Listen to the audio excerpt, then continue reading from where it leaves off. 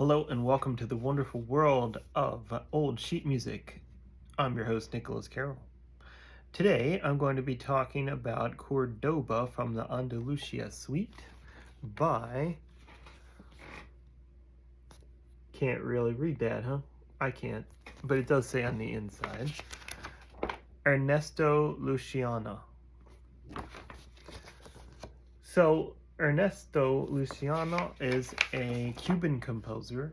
He was famous for jazz piano and just regular piano. A little bit of symphonic suites he wrote as well. You will see here on the top, it says this is a González Roig, so that means it's dedicated to González Roig, who was another Cuban pianist. He was from 1902, he was born, whereas Ernesto comes a little bit later. This particular piece is written in 1932. So a little bit about Ernesto. He was very patriotic to Cuba, and when the Castro regime became powerful, he immigrated to the United States. But he did tour around the world before then. So he was fairly old at the time the Castros took over. When he died, he had in his will that he wanted to be buried in New York, even though he never really lived there. He did visit there a lot to get published, of course, and to play concerts, but he did not live in New York. He lived in Florida. But he wanted buried in New York, and he put in his will that as soon as Cuba's regime is over, he wanted to be dug up and taken back to Cuba and reburied. So that has not yet happened. So he is still buried in New York. That was probably the most strange or interesting thing about him you could find. Other than that, he was just kind of a fairly successful composer in his time. He's not someone I had heard of, but he does have a good catalog of probably 600 pieces or so. Like I said, this is from something called the Andalusia Suite. So, of course, that's about the area in Spain. And Cordoba is a city in Spain. So even though Ernesto was from Cuba, he did tour Spain a lot. He went there and played a lot. Another fun fact I thought was cool, actually you can read his name here better on the back. And I'm showing you that because his sister, who was older than him by about 11 years, was named Ernestina Luciano, almost the exact same name. And she was also a composer and pianist. So a lot of times people kind of confuse them because they have almost the same name and they both had the same profession. So before I play this, a few things I want to point out. This is moderato, and it's marked pretty slow, even though it's moderato. But of course, it is going to be sight read by me. Here we start off in A major, it looks like, with a bit of F sharp minor mixed in. And then we get to this other section, and we have, of course, my very favorite key of all time, I'm being sarcastic, is F sharp major. So I'm okay with G flat major more than F sharp major, even though they're technically enharmonic. It just drives me crazy trying to remember E sharp, but that's what it is. So warning ahead of time, I may not play this completely accurately the first time, but I will do my best. So it stays in that key for a while, and then on our last page we go back to, it looks like A major for a bit. But we do have a lot of E sharps and various strange accidentals, come double sharps and such things. And the other thing that's interesting about this piece, just kind of looking through it before I play it, there is a ton of pianissimos, so that's 3 P's. And if you don't know about music, for each letter you add another issa. So 3 is pianissimo. It's kind of like saying very, very, very, very soft in English would be. So, Cordoba. Let's see how it goes.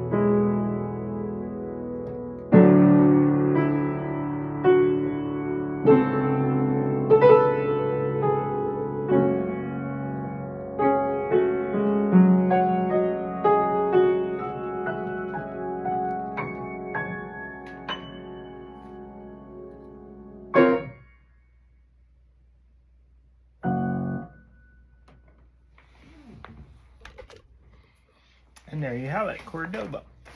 So you could definitely hear the Spanish Cuban influence throughout the tonality of that. There is a good many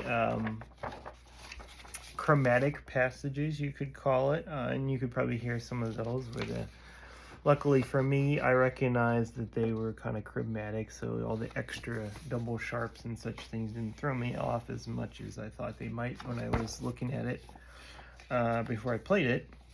I missed a few E sharps, I will admit that, but I actually didn't miss that many. So overall, I think you should have gotten a pretty good idea of what it was supposed to sound like. There was one accelerando section that I didn't notice that it was that until after I had played it, so a few tempo variations that I missed there, but nothing terribly major. I tried to be as soft as I could on these super soft parts to give you that effect as well. So overall, I'd say that was a pretty nice piece, and it's something that, you know, I might play again. It's not super goofy. There's no really wacky artwork. There is a bit of the kind of, you know, stereotypical Cuban, you know, stuff on the back that the publisher had put in, but nothing too wild on the front that would make you look at it twice, like some of these, and be like, really? But it's kind of more respectful, I think, really. So it's a nice piece, and I think I appreciate that there is not anything too crazy on the front, despite there being the kind of maracas and that sort of thing on the back. Ernesto Luciano. Hope you enjoyed.